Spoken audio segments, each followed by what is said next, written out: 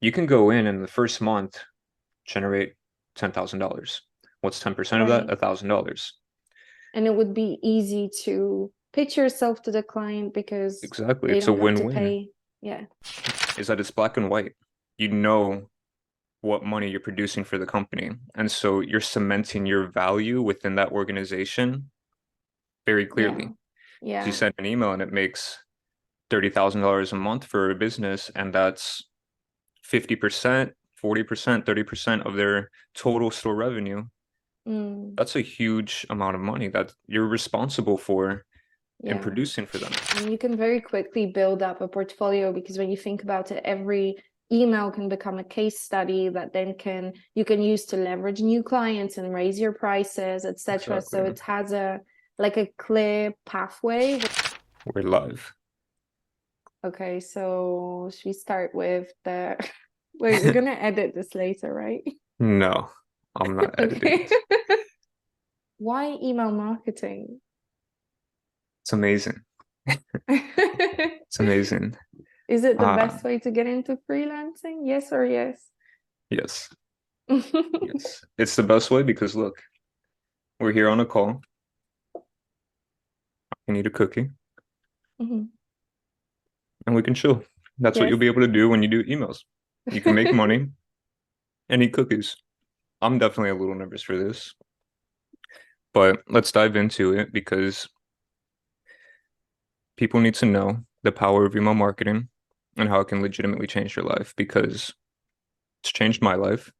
Mm. And being an online marketer, specifically for ecom brands, but I've also done brick and mortar and local lead gen and things like that early in my career. I've been able to sustain this for 8 years now and Mm. have more freedom. And I know you've been able to do a lot of things as well. You traveled all around the world, which Mm. Yeah. is massive. And I think a lot of people when they want to get into like the online space, it's for, those reasons, being able to have like that freedom and just kind of do something different and something that they'll enjoy.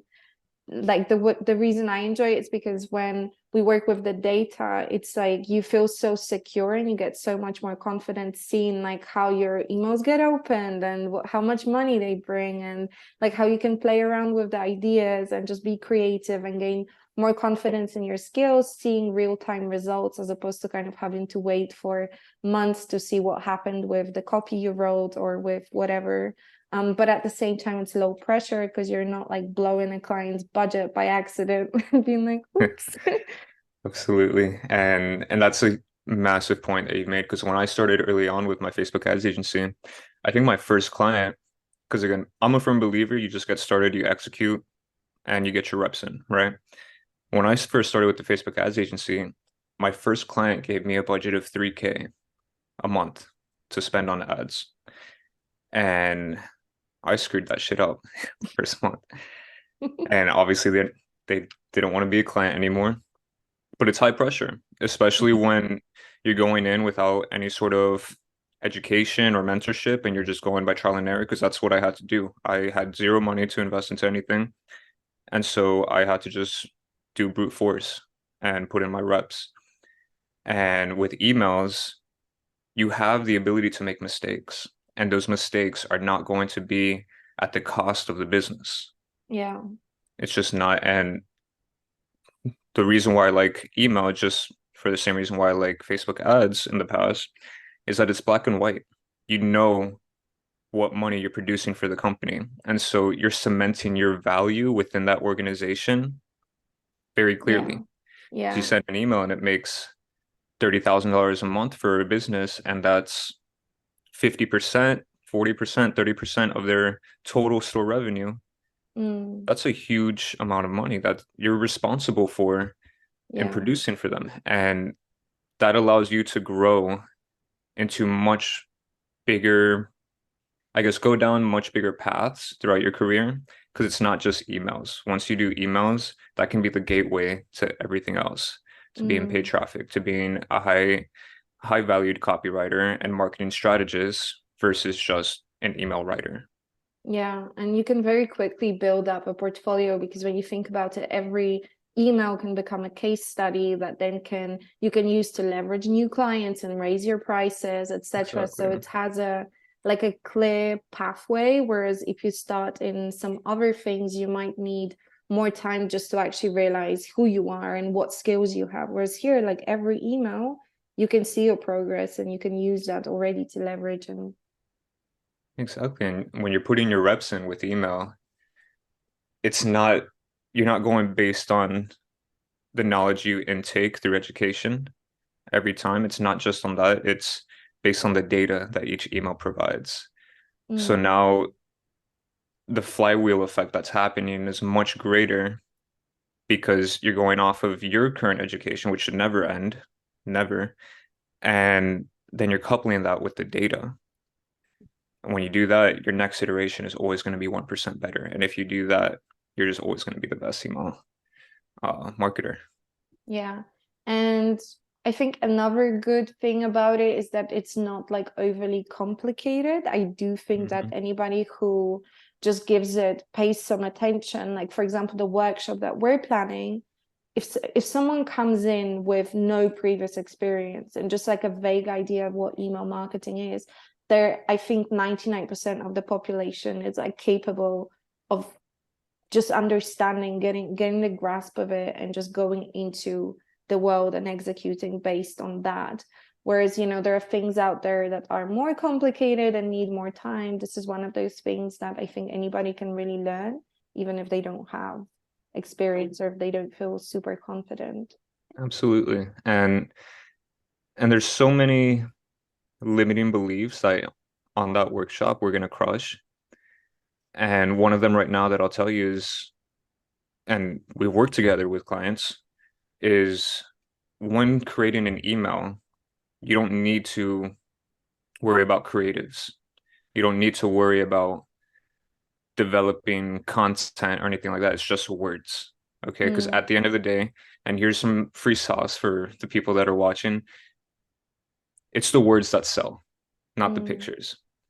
And Adriana can attest to that, being a copywriter for however long. I can attest to that, being in the marketing space for ecom businesses for the last 8 years.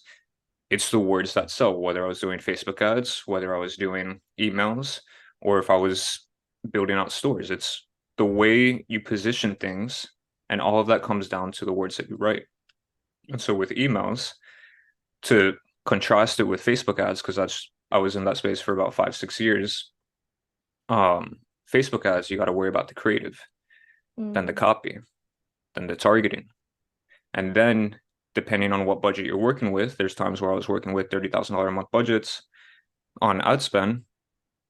You have to like be very, very organized and very, very clear with your strategy because if you screw one day up, that's $1,000 down the drain. mm, And if you don't get a return on those, you quickly lose a client. You spend $5,000 on profitable, you lose the client because they want to work with people that are actually going to generate the money. Everything has to have a positive ROI. Now with emails, let's say you're writing 3 emails a week. That's 9 emails. Those six, you can screw up 6 emails out of those nine, write those 3 good emails that produce, and you'll still come out on top. And that's the yeah. beautiful thing about it. And with that, it's just writing, plugging it in, you print money. Yeah. And someone's new and they are working for a client and they send out an email that completely flops. It's like all you have to do is like, we were testing this idea. Now we know it doesn't work. The next email we send out is going to be different. And you can immediately just pivot and like reframe the conversation because it's not high pressure. You're not going to have a pissed client because you just lost them a couple of grand or whatever. They're just going to be like, oh, right. Okay. Like if you can frame the conversation in a positive way, it's very easy to correct the mistake. It's very easy to just use the data to fuel your next decision and you get better with that next email as opposed to creating like a mistake that has repercussions for the next month or something for the budget for the rest of the month. You're just like, okay, we know this doesn't work, let's move on. This is what we're going to do next. So I think this is also really cool, because also, like, if you're just writing a sales page, for example, some clients are not willing to work with you long enough to, for example, give you space to test different ideas or whatever. They're just like, you have to write a landing page or a sales page and it has to be perfect, and that's it. And then you write it, and if you're not working with them long term, you don't really get the chance to even improve what you'd already written or even get feedback on it sometimes. Whereas with emails, like, every email gives you feedback and you can pivot and you can correct it as you go. So Exactly. It's a massive variable in the equation of success for mm, businesses that you have control over, because you get to decide how you break up the audiences that you're going to write to. You get to decide what you're going to write, obviously with branding guidelines from the client, but you get a good client that just lets you do your thing. They don't really care. yeah. You pretty much have full control. And that's something that you don't get. I mean, you've worked with some pretty big names that we're not going to call out, but uh, they don't give you feedback. They Mm. take your work and whatever, they don't give you the numbers. That's another issues. Now you're not able to leverage that and craft it into a case study to propel your client roster. Yeah. And I know this whole thing's about email, and I just want to put a note in here real quick that we're not talking right now about this whole email marketing game to glamorize it, Mm. but it's just naturally flowing that way because that's literally how simple it is. Yeah. And you can have there's so many different ways to break it up in terms of pricing structure for your clients that can even further alleviate the pressure on you as an email marketer so that you don't have to operate with a lot of stress or anything. There's other ways to break it up where you position yourself to be able to make a lot more money, but still have the client feel that it's a steal, Mm. right? And that's just the beauty of it. And you can do that with other services, I guess, like with Facebook ads and whatever. But when we talk about those things, now there's just so many different variables. There's so much more time commitment to it as well. When you write, once you get in the flow of things, when you know what to write about and who you're writing to, 30 minutes to write an email. Yeah. And if you already know what strategies you're implementing, like I told you this when we worked with the client, the first 30 days, you're always going to front load a lot of work. And that's something I've done just with every service that I've ever provided. So is the first 30 days front load a lot of work. After that, it's just maintenance. And for some people, it may be the first 60 days, first 90 days. For some people, it may be just the first 2 weeks because you have everything super dialed in. But it's always going to be like that. You're going to front load some work, and after that is maintenance. And the maintenance period is just pure bliss because from Mm. there, you're collecting your check and you're making your clients a shitload more money. Everyone's happy. They stay on forever unless they want to, do different things like take it in-house or whatever. But then at that point, you have so many different case studies to pivot and get more clients.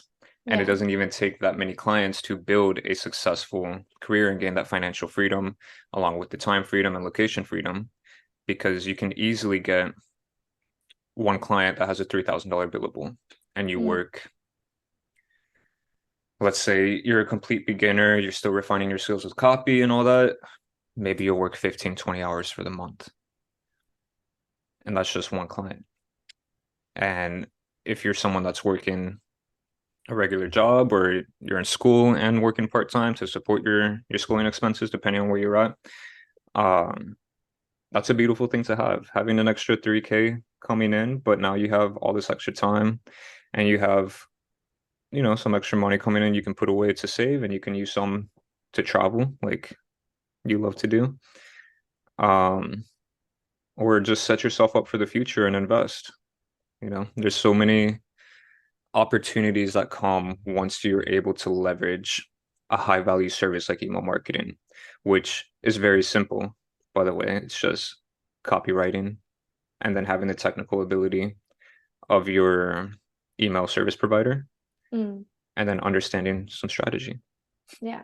And just knowing a simple way of getting the clients that you want that need the skill, which is Definitely. exactly, so those three things is exactly what we're going to be teaching in the email marketing initiation. Literally, we're going to simplify it to that, the email marketing technical skills, the copywriting, or the client acquisition.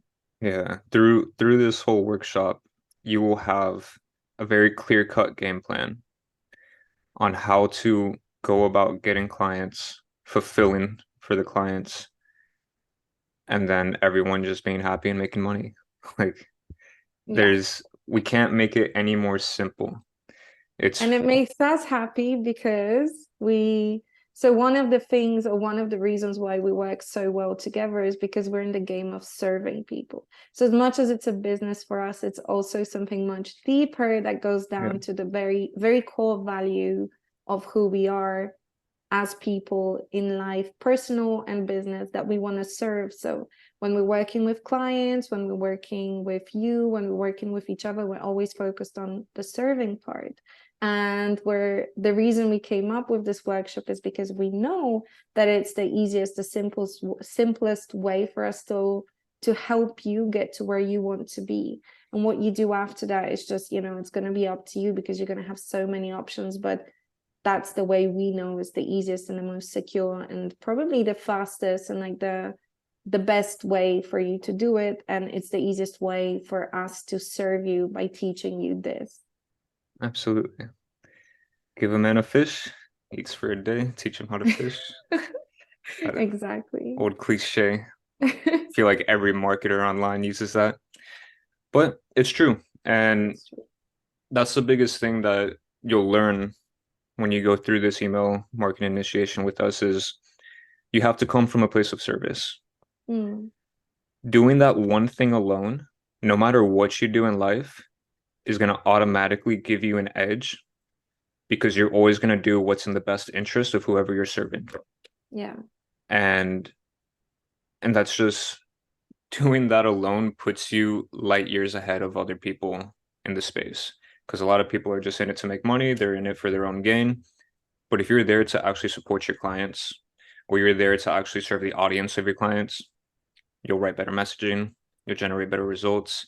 You'll Mm, also build a business that you're aligned with, yeah. which creates more fulfillment because it's not just about money. Everyone, I everyone always wants to make a ton of money. And then once they do realize that, let's say this may sound bold, but I'm gonna just say it straight how it is. For people that are in the US, which is a very expensive country to live in, and I'll say globally, if you're making, let's say 3,500 to 5,000 net, nothing's going to change after that. Mm, You might have nicer things if you go past that, but then if you're someone who's a minimalist like myself, I don't really buy into a bunch of things. If anything, it's like you, Adriana, it's to have experiences with family and friends and to travel.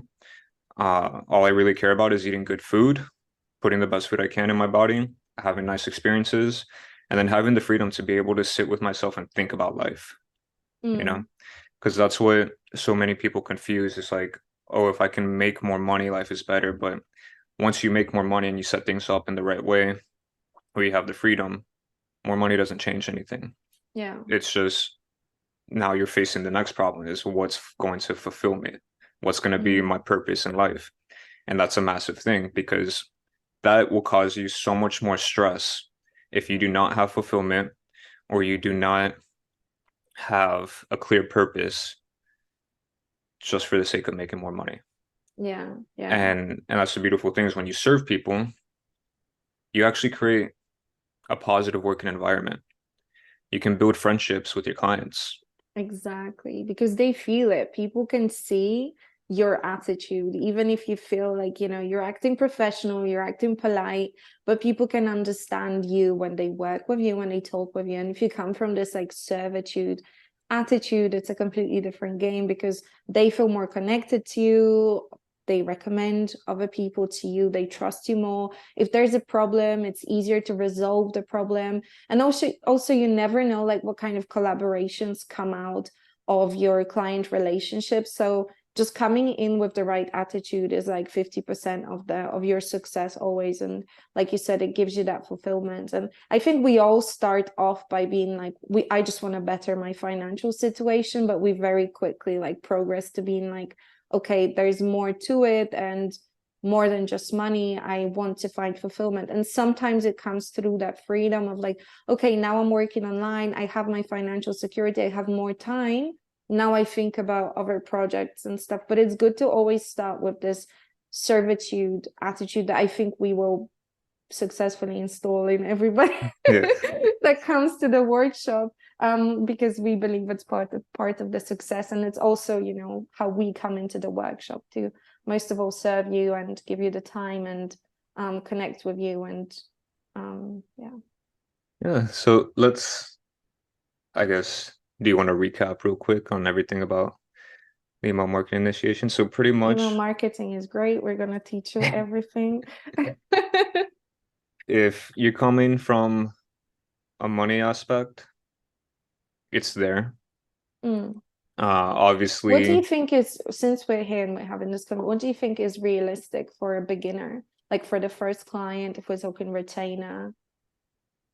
yeah. So if you're doing a monthly retainer, again, there's so many different ways to break up pricing structure. And I guess I'll touch on it from a different angle, a few different angles, because, for example, I was talking to this guy. He's 18 years old, coming up in the email marketing space. Spoke with him maybe a few days ago from the time of recording this, and he was just asking for advice. And I noticed the way he structured his pricing was he did 10% of whatever sales he brought in, right? So no monthly retainer, there's no upfront money, but this Mm, person or his client is generating about, I think it was 45 or 50,000, somewhere along those lines, without email marketing. yeah. So now if you think about that and you think about, okay, I'll get 10% of email sales, but they don't even have email marketing implemented, but they have a massive list, you can go in the first month, generate $10,000. What's 10% of that? Right. $1,000. And it would be easy to pitch yourself to the client because Exactly. they It's a don't have to win-win. pay. Yeah. They don't have to pay. You'll only make them more money, and they only pay when you make the money. Mm, Not bad. The only reason I would recommend that structure is for the same reason that he told me why he did it, is because this was his first client. yeah. He was nervous, he was lacking confidence. This is his first time ever doing email marketing. And when I spoke to him, he told me that it's his third month working with them. Mm, And now he's already at a point where he's making 2,000, 2,100 a month, and that's just off 10%. And now he was asking about like, okay, how do I go about building everything out, like building out his skills, refining it so that he can go get more clients. And that's the thing, is like with emails, your emails are literally the case studies. So yeah. there's nothing to do. You screenshot it, you say what numbers it produced, how many people it was sent to, whatever way you want to structure it, the dollar amount per recipient. If it looks good, $3, $5 per recipient, that's going to look good to someone else. If you say, I wrote this email, it was sent to 500 people and it generated $2,500, and we were selling a low ticket item for $50. That's really good. And so there you go. You have your case studies. Mm, And something that I told him that he wasn't doing is that you have to build a relationship with your client, because what's going to happen is he has a very formal relationship. He's like, I just turned 18. I'm in my senior year of high school. I I understand that I come off as a kid. And so his thing was, I need to be very professional. This and that. I'm like, no, who cares about your age?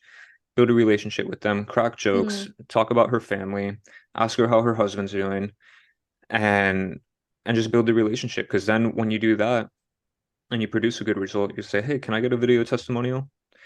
Can we hop on a Zoom chat where I can record? We talk 5 minutes about uh, the work experience you've had with me and whatever. And when you have a good relationship, then you're like, oh, I love him. He produced like from a result standpoint, he's there. And I can tell you in those 5 minutes, when you have a relationship with your client, if you have a 5 minute conversation, 1 minute will be spent on the results. The other 4 minutes are going to be all about how you're an amazing person, how they love Yeah. you, and the friendship you guys have built, how much you care, things like that. And And in the end, emotion sells. emotion sells, and you'll learn that when you come into the email marketing initiation and learn from the master copywriter herself, Adriana. And that's really all it is. And um, well, I could go down this rabbit hole so many different ways because there's so many different takeaways. This is turning Um, into a podcast episode. yeah, so We're gonna start an email initiation podcast. for, Stay tuned. I need to Fuel up. I'm breaking my fast with brownie Cookies. mint M&M cookies. We're All gonna right. cut out the bit where you were like, I like to put good food in my Yeah. No, it's the holidays. I ran 4 miles yesterday. I'm good. You're I good, can. you're good. So yeah, there's so many different takeaways that I can dive deep on, and I'm known Mm, for going on rants for a bunch of different things. But let's just remain around the pricing structure. So that's one pricing yeah. structure, 10% of the sales you produce. And we'll teach you how to also do your due diligence when you're Hmm. taking on clients. So if you want to do that, you're not walking into a place where you'll be making pennies for a lot of work. Like we'll show you what to look out for to make sure that your client, you will have the potential to make And money with that's it. that's massive because you want to pick a winning horse, especially if you're Yeah. going to go down that route of not charging retainers. You want to make sure you're betting on a winning horse where they're going to have a natural uptrend. Yeah. And now you see how the tables have turned. It looked like the clients were picking you, and now you're actually the one that's picking the clients because you're going to be able to make the money. But the question is, can they make you money? Exactly. Now that just will fuel your confidence even further because you have more of the leverage. A Mm, lot of people in the space, a lot of gurus or whatever they'll say, um, you you are the one that will produce the results. They need you more than you need them. mm, And that's cool and all, and it makes sense, but you can't really internalize that without actually putting your reps in. But from this point that Adriana just made alone, that should already have boosted your confidence because you have to do your due diligence. Just yeah. like if you're going to go buy a house, you got to get that inspected before you close on the home. You got to do your due diligence so that you're going into a structure that has a solid foundation that you can Yeah. expand upon. Yeah. Because if you Especially if go, you're talking long term. yeah, and that's the thing, we want to keep clients long term. Otherwise, you're just going to be in that endless cycle of trying to do client acquisition all the time, and then you're losing a client every month, which there's no point in doing any of that. You're just going to stress yourself out and lose out on Mm, money, and you'll never be able to reach your full potential. Um, but yeah, so that's the first structure. Second structure is just a monthly retainer. And, the fees, someone who's starting out, complete beginner with no copywriting experience. That's how this 18-year-old was. Because I read some of his emails and I told him, like, bro, your copy it's just not there. And with that said, it's not there, but he's making money because he picked a winning horse. mm, Um, his copy, I would rate it maybe a 3 out of 10. Like it really just it wasn't there. I read it out loud in front of him. I told him like, yo, you need to get your shit together and start reading books and just put in the reps. And so yeah, working or going through this email marketing initiation, Adriana is literally a 10 out of 10 copywriter. And when I was filtering out through copywriters for us to work together, I went through hundreds of applications and I spent months. In fact, Adriana, you remember the first time we spoke, I was all game, but then there was something that just stopped me from pulling the trigger. And then it was what, 7, 8 months later. So when I pulled mm, the trigger for us to work together. Um, and it's not like I was interviewing people from that were not native English speakers from the Philippines or anything. Like I only targeted the UK and the US. Yeah. That's it. And there was a lot of high level copywriters that had made millions for their clients, but Adriana's copy stands out the most. And that's a massive thing. Her alone teaching copywriting easily charge five, $10,000 for a workshop or a 6 week program or however you want to do it. And I just want to say, I'm not a native speaker. She's not a native speaker, but you got the British accent, so you can Sometimes. pass as it. Um, but yeah, so doing a monthly retainer,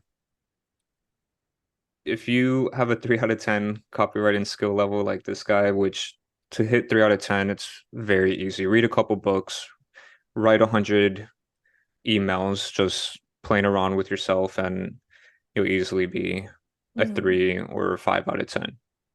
It's not that hard to reach the lowest level of being a copywriter. And with that, I'd say you pick a winning horse. You can easily command a fee of $1,500, $2,000. Now, and that's a monthly retainer. Now, the thing you have to think about as a complete beginner is that who you're targeting as a client is going to play a role in what kind of fees you can command. mm, Because if you go to someone that's only making five to $10,000 a month, and let's say they're spending half that on ads, they have no email marketing, so now they're netting 5,000, and that's their only thing. Do you think they're going to take out 20 to 30% of their net to go pay an email marketer? The only people that will do that are people that are willing to take the risk, that are not so, conservative in that sense. yeah. And so if you do that, it's going to be a struggle. Maybe for those people, you can command 500 to 1,000 or maybe 500 with a performance fee. Um, but ideally, if you're going to people that are generating between 20 and $50,000 a month, you can easily command a 1,500, 2,000, $2,500 fee. And that only becomes easier when you have case studies as well, Mm, which again, your case studies are just your emails. You can literally take on a performance fee client for 1 to 3 months and already have a bunch of incredible case studies. yeah. And someone that's doing 20 to 50K, let's say let's say 20K a month in the ecom space. Which, by the way, ecom space, it's not saturated. Don't believe the BS that anyone's telling you. It's only a growing market, and do your own research on that if you don't believe me, but it's the truth. Um, yeah, monthly retainers, that's easy. Newbie, if you have confidence as a newbie, because there are going to be people that they're confident in themselves and they're not afraid to take a risk and face a little bit of pressure, you can easily charge $3,000 to $4,000 retainers, and you're targeting clients that are in the 40,000 to $100,000 a month range. Easy. Um, I think now I'm the gonna upload this video to my YouTube. I was just thinking, I was just feel thinking free. about it. Yeah. Um, Now the second structure, the second pricing or the third pricing structure. So we have performance, we have monthly retainer, we have the third, which is what I would recommend. And in the email marketing initiation, I will recommend whether you lack confidence or you have confidence, is a monthly retainer plus performance. Because you should cover your ass for the time you're actually going to put in, Mm, especially if this is the only thing you're doing, you got to live. And yeah. when you work with the right people and you build an authentic relationship with people, they're happy to pay because they understand too, just from that human to human connection that you're having. And so if you do that way, you have a little bit more leverage as well. Where let's say you pitch someone at 2,500 a month retainer plus 10% of the sales you bring in through your email that are directly attributed to email. If they're like, oh, 2,500 is too high. Yeah, okay, I get it. What works for you? They'll be like, I can swing 1,500. Like, okay, I have no problem going to 1,500, but I need to increase my performance. And keep in mind, performance is not paid until the money has come in for you. And so now you have more leverage in the sales conversation with them. And that's good because ideally, having a low retainer and a solid performance fee, you're golden because you'll only ever grow as long as you continue to iterate based on the data, you continue to educate yourself, get creative, think outside the box. And if you pick a winning horse, they're always going to be on an uptrend. Yeah. And so you're chilling that $1,500 a month retainer. When you add on the performance fee, can easily climb up to a $5,000, $7,000 a month billable just for one client. Yeah. And Yeah. so that's the third. Now, I guess I'll leave it at that because I could just go on and on and on. But there's performance fees, there's monthly retainers, and then there's monthly plus performance, which is what I recommend. And and it's always going to be a win-win. Mm. I guess I'll add on when you're pricing, you should totally upload this to your YouTube because there's a Yeah. lot of Okay. a There's lot of so many free, nuggets. so many golden nuggets. Um, and I have tons more. So don't worry, don't feel like you're getting everything just from this, whether you're viewing this from the sales page or you're viewing this The from the YouTube video. video. So the reason I asked about the pricing an hour ago Hey, was because I just wanted to illustrate to people that the fee for their email marketing initiation is literally like such a small investment in comparison to what is possible. And like the numbers that we just said to you, well, first of all, you got a real life case study of the guy that Kevin was talking about. Second of all, you're getting completely realistic prices for you as a beginner. We're not talking about 10 years down the line. We're yeah, talking about now. Which is, which is just like makes the investment into the workshop so small. And yeah, that's the best way to illustrate it for you, like what is the, but also I'm all about like practical real life examples and scenarios, and I want people to understand like how things look in reality. So maybe some people were disappointed, like, oh, I thought I'd be making $20,000 per client. Well, yeah. this is the reality. And You gotta work up to that. yeah, you got to work up to that. It's not impossible, but maybe not your first client. um but there are possibilities. You have options in terms of your pricing and how you choose to structure your business. And then you will see also, like in the workshop, we'll probably dive into that more, and how you raise your prices and how you can kind of move on, and what you do with clients if they don't want to pay higher prices, etc. But yeah, we'll leave that for the workshop. Yeah. And yeah, Yeah, that's pretty that's much it, pretty I much guess. I have so much more to say, but it. uh We can talk forever. And like when you mentioned the first time we talked, I think that conversation was like 3 hours, 3 hours yeah, long. And like it's really nice because you think like maybe you talk too much, but all of the information that you're given, it's interesting. And I know that the whole workshop, like we will be talking a lot, but people will just be like, what, taking notes. And yeah. yeah.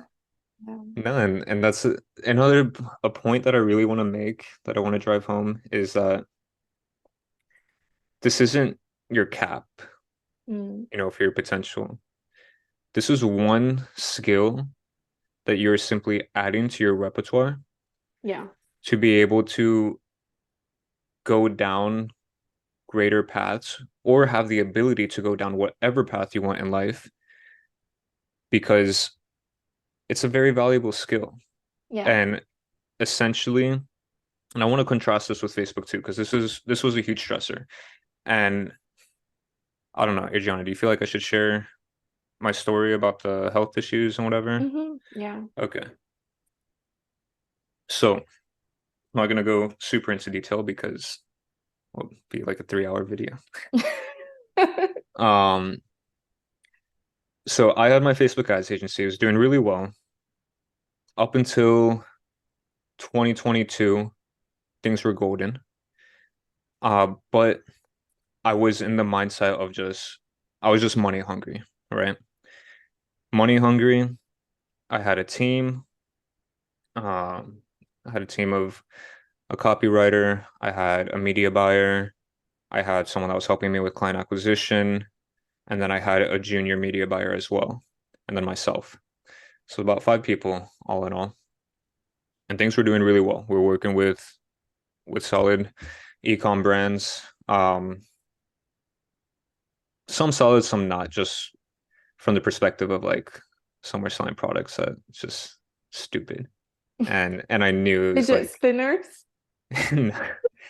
no, it's just things that I knew deep down. It's like this doesn't provide legitimate value Mm, to people. It doesn't really change someone's life. In fact, it was being served to audiences that I knew for a fact because I had to conduct this research, people that were living paycheck to paycheck, but then we're over here coming in and selling them $400 bundles for stuff that is not doesn't even last for a long time. I think a lot for one brand I'm thinking in specifically it lasts maybe like 4 weeks and they would have to mm, repurchase. And it's in the beauty space. And so yeah, I was just money hungry up until 2022. Things were golden. And then I got sick. I was just in the hospital pretty much the entire year, in and out, and racked up medical bills equating to over a couple hundred grand. And that was a big thing. And that whole time I didn't do any sort of agency work. In fact, I left all the clients for my team. And that was it. I was just nothing mattered more than my health, right? And what I was going through was um what's the right word? It was debilitating, right? mm, Debilitating. I had no mental clarity. I had no ability to think, no energy to think. Literally couldn't do anything. I was pretty much in bed 80, 90% of the time. Um, and so all of 2022 up until I think it was November last year. So almost a year or a little bit more than a year now.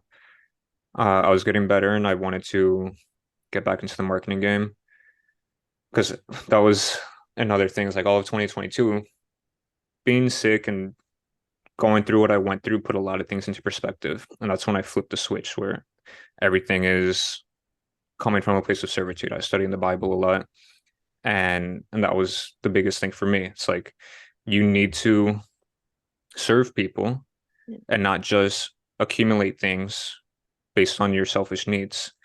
And and look, my selfish need was I wanted to provide for my family. And I was also playing semi-pro soccer. And so I was putting in like 90, 100-hour weeks, but it wasn't just of uh mental energy, but physical energy. mm, And there was even a point where I got caught up with the whole hustle grind mentality, going to bed at midnight and waking up at 4 a.m. to start my day. And I was a kid. I was making a lot of money as a kid, and I thought I was hot shit and thinking that I can just, out hustle everyone because I was on top of the world. Um, but then that is kind of what I face, and that's what flipped the script for me is studying the Bible and understanding that there's a greater purpose of actually serving people and leveraging your skills or your newfound skills or yourself to connect with people and actually help them, whether it be your client, because who knows what they're going through. A lot of people get into the online business space to create more freedom or to solve other problems. I know people that have been sick and they've created an online business because that's all they could do to be able to regain their health, um, or their audiences. And and that's a massive thing.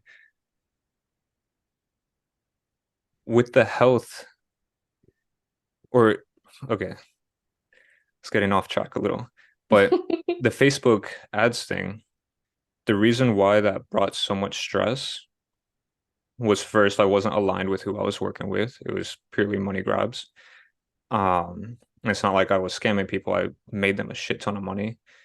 And but what was getting at me, what was eating at me was the fact that I'm selling things to people that people don't really need. But because I mm, understood um human behavior and sales psychology, we were able to manipulate that, right? And that's what a lot of marketing is, and that's why I was disgusted a lot of the time. Um, but then also living that way, you know, I was always sold on the idea, oh, you do this agency stuff, you run ads, you have a bunch of freedom. But then even if I were to take out soccer out of the equation in that time period, I was still putting in like 50, 60-hour weeks. That's not freedom. And it doesn't matter how much money you're making. If you got to put in 50, 60 hours a week, you're not really living life. Yeah. And yeah, my selfish need was to take care of my family and that's it. But there's a greater purpose for people out there and to be able to leverage the skills that they attain. And to be honest, I got some more things that I want to say, but what was the original point? I I don't know. I felt like I was going into like motivational speaker mode for a second.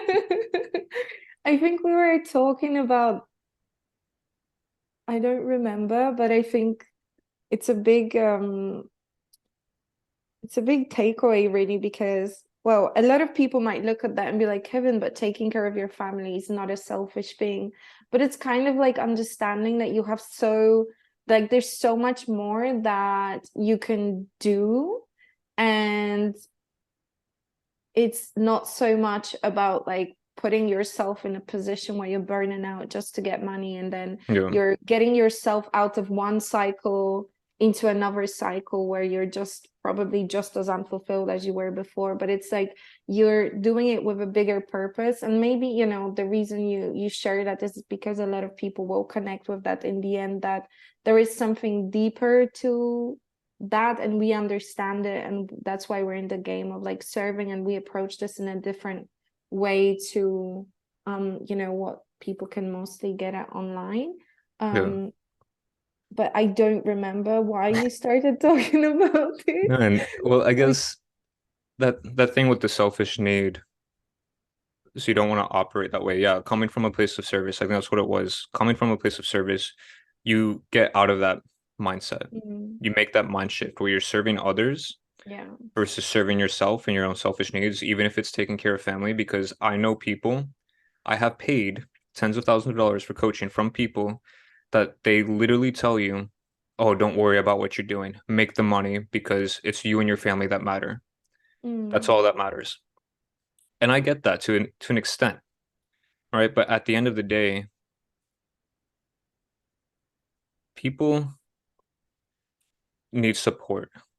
mm, People need support and people need to be treated with that respect and with that grace of servitude in yeah. order to have that indirect or direct support in Mm, their life.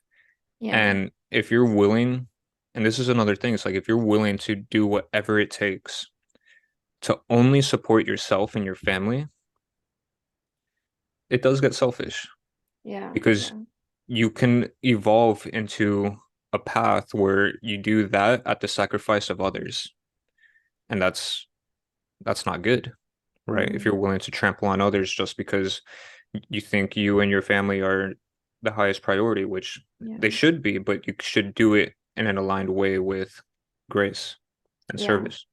Also, I just remembered because initially you were contrasting Facebook ads, and I Mhm. guess the point of it was to, because when you came back after, healing and going through your illness, instead of going back to Facebook ads, you went into But email marketing. Maybe straight that to was the email. point. Yeah, straight to email because there's so much less stress. Yeah. Facebook ads, when you're in the game, you learn how to solve a lot of the problems, and that's what's going to happen in business. Well, in life, you're going to have problems in life. You're going to have problems with your job. Would you rather solve problems in your job for the way you're treated in your job, or would you rather solve problems in your business and you have more freedom and you can approach them how you want to approach them? Right. Mm, One little golden nugget rant there. Um, but when you're in the Facebook game, there's a lot of problems. There's ad account bans, and that's solvable. When you spend a good amount of money on ads, which my business was doing, You get access to people, you build relationships with people that can solve those problems for you. Um, but it's stressful nonetheless, especially when you're managing ad spend budgets upwards of 10, 20, 30, $50,000 a month. Um, so that's a big issue. And then you're also on a constant grind. So if you're working with low budget ad spend, you're not necessarily having to test that many different creatives. You should have a creative pipeline that's going on. Um, but it's not anything crazy. Like one person can manage it if they're doing a $5,000 a month budget, get some good retargeting funnel strategies in place, whatever. But once you start to get past that and you're spending, I don't know, let's say, yeah, once you get into like $1,000 a day, you want to test a lot of creatives. If your clients don't provide you creatives, you're gonna look like shit because Mm, now you're not generating the results purely because you're not generating or testing all the different creatives that you need to test. And if you're working with a client that is slow to respond in the Facebook ad space, well, then again, if you don't get approval on the creatives, because you got to get approval from them. Otherwise, if you go do something without their approval and it backfires, you're the one that looks bad. If for whatever reason, if they are not a good partner to work with, at the end of the day, the only one that looks bad is you as a service mm, provider, because then you're not generating the results, and then you're left stressed out. Then you got to go find another client. You're left in that state of just always trying to find new clients, and that can get pretty stressful. With emails, the reason why I went to emails, first of all, Facebook was having this whole around the time when I was stopping the whole iOS updates and all that. It's not a big deal. You can get through it. You just have to educate yourself and set mm, things up. It's a little bit more manual work for the tracking and all that, but it's not a big deal for anyone that's ready to commit. You just got to commit more time to educating yourself and getting things sorted. But email, all of those issues are kind of alleviated because you yeah, can plan ahead what emails you're going to write for 3 months in advance. And you can get that all approved within a week, 2 weeks. And it's not like you have to have every email written out. It's just you got to have the strategy ready. yeah, Got to have uh, pretty much the big idea, which we'll cover in copywriting with Adriana, of each email and what the purpose of it is. And you can go to your client and be like, hey, this is what I'm going to do for the next 90 days. And I just want to make sure that we have this solidified. And then the beautiful thing about that is once you have that solidified, if you want to write new emails, maybe there's a trend going on or a current event that you want to spin off of, you're able to do that with ease. And if you have a client that most ecom clients, depending on what stage they're at, but if they're under 50K, usually a lot of people that are in the ecom space, they want to have a lifestyle business. So sometimes they're not super responsive. That's fine because you're planning so much far in advance. You're able to have that leeway where it's like, oh, respond to me in a couple of weeks and we'll still be fine. We'll still be on track. There's no mm, stress, right? yeah, And then if it's just words, you're not doing this whole graphic design crap that, we'll dive into those details why you shouldn't be doing that. Um, it's just super simple. Like it's really just words, plug them in, generate sales. And maybe this is an oversimplification, but really it's simple. yeah, You have to put in effort, but it's simple. yeah. And it's fun. Like It is fun. I like that it combines creativity, but also data and like strategy and planning ahead. And it's like it brings both of the best of the both worlds, Yeah. best of both worlds into one. And then yeah, like I find it to be a lot of fun. And for example, writing an email as opposed to writing an entire sales funnel, it's like I don't know, an email you have the opportunity to literally make each like it's shorter, so it gives you like the opportunity to change ideas quickly, and kind of Mhm. every email can be different and you can have a lot of fun. Like an entire welcome sequence can be like a journey for the reader. and there's a lot of room to, yeah, just be creative, but also have confidence through the data. um but I see what you're saying. Like, I've never done Facebook ads. I tried once, like early on, where a client asked me to manage they loved my copy and they thought I would make a great Facebook ads person, and I deleted their campaign by accident. That's been running for a year. So I haven't Jeez. touched Facebook ads since then. And that was a lot of pressure because that campaign's been making the money for the past year. And then I somehow managed to go in there and just delete it, and I wasn't able to recover it. I just like replicated it, but obviously it just wasn't the same. So I Yeah, can imagine how much pressure it is when you're handling like big budgets, and all of a sudden the account gets blocked and they're relying on traffic for that. Like, it would be a mess. yeah, So I love that even in email marketing, if you send out an email like with the wrong link or with the wrong code, all you have to do is follow up with another email and be like, oops, sorry guys, it was the cat. Like, there you go. yeah. Here's the right email. And nobody will bat an eyelid. It might even have a better effect. Like, I think we saw that with the That client where it was happened. like That happened we with made me. them, yeah, exactly. And then it was fine in the end. It just made more money. Like, it's okay. Yeah. You can even pretend you did it on purpose. Who knows? Yeah, that happened with us. And to just give a little bit more detail, it was my fault completely. I had set up a discount code for the incorrect time because I was traveling and it was a different time zone. And when people received the email, they were trying to plug in the code, it wasn't working. They were emailing the support, and my client came and was just like, "Hey, is this not working? Like, this needs to be fixed ASAP." I go, "I'm so sorry, stupid mistake, whatever." And all I did was send out another email apologizing. Hey, technical difficulties, whatever. The code is working now. We're going to extend it for a few more hours. Um, and that's it. It made even more sales. So everyone's Yeah. happy, everyone's chilling. And And you I thought that thought I he did it did on that on purpose. purpose. I was And like, wow, he's so clever. I mean, this guy is a genius. so that's another thing. You can always, play it off cool. You're chilling. But But if that was a Facebook ad, yeah, no. you've just spent 40,000 running. Yeah. Oops, it was the wrong code. Imagine $1,000 a day on an ad that we know is performing. If we were to run it with a code or something, 4 days pass by because the client's traveling and I'm traveling or whatever, and we don't catch on until 4 days later, that's $4,000 down the drain. Just And like, maybe we didn't even collect their emails.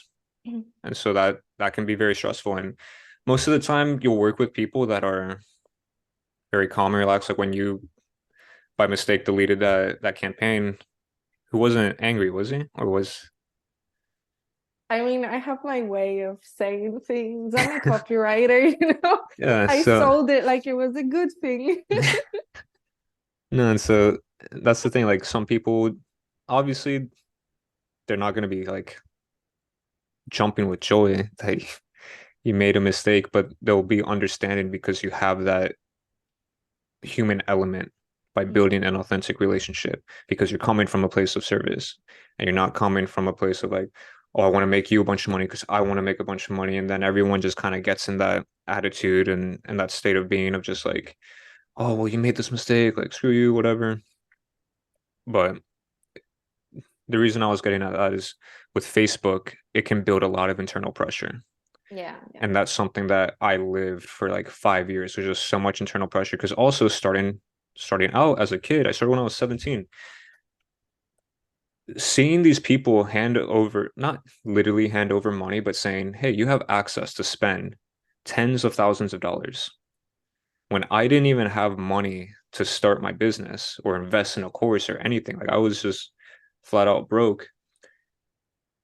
And also growing up in a way where I had never seen money like that, that put a lot of internal pressure on me because I'm like, shit, like they're trusting me with this much money. If Mm, I make one mistake, and that's something I learned over the years too, it's like, okay, I made a mistake. We lost $1,000. But the thing is, someone who's making 100 grand a month, 200 grand a month, $1,000 is nothing. It's part of the process of testing or whatever. yeah. Obviously, you don't want to lose money. But for me, as a newbie starting out, $1,000 was a lot. I had Mm, never seen more than $500 in my pocket as a teenager. And that was if I was lucky with like a birthday gift maybe. Mm, And and so it was just that can build a lot of internal pressure inside of you, and that can cause not can it will cause you to not have clarity and make proper decisions. yeah. And so you're only hurting yourself in that situation. Whereas with email, there's no money on the line, only potential money, and you have the ability to acquire that potential money just by testing. And it feels good when you see like how many sales your email generated. And you're like, yay. Especially if you Exactly. compare it to what your client did and you're like, yeah, I did it better, you know? Yeah, there's it's a good feeling, especially Yeah. when you do that. And it's nice, especially once when someone is like generating 5% of their sales from email and you come in and you 5x that, it's it's a good feeling. Yeah. But but yeah, I mean, email marketing initiation, I feel like this video is long enough. You kind of got a feel for who Adriana is, who I am, kind of what we stand for. Mm, Uh, quick recap from my end, and then correct me if you feel like I'm missing anything. In this email marketing initiation, you have, or what we're going to share with you is precisely in excruciating detail how to get clients, how to maintain clients, how to fulfill for those clients with email marketing, the strategy behind email marketing, the skill set of copywriting, and how to replicate that system for you. So once you get one, if you can get one client, you can get 10. yeah. And to set expectations alone, you can probably handle five, 5 to 7 paying clients. And it depends on how you structure your business, if you're working with the same type of industry or, or like niche, whatever, or if you're working with just like anyone. But if you're working with the same, you're able to build even more clear-cut systems that just buy you so much more of your time back. And and each of those clients you should be able to expect as a complete newbie with poor copywriting skills and a lack of confidence, at least $1,500 per client. But when you go through the email marketing initiation, you're gonna have the confidence, you're gonna have the skill sets, and you're gonna have a clear-cut roadmap on how to actually get your first client. Yeah. And if you're put in the effort, which is literally all you have to do, put in the effort, put in your reps, stay disciplined, you will get the results. Mm, And that's another reason why we have it set up as an application because we only want people that are willing to put in the effort. Because we can yeah. give you all the information in the world. If you don't actually take action, can't do anything. Just like soccer is like growing up as a kid playing, the coach says, I can teach you everything, but I can't go on the field and play for you. Yeah. So if you're in it to win it, sign up and we'll review your application. Yeah. We'll give And you an answer. then we'll see.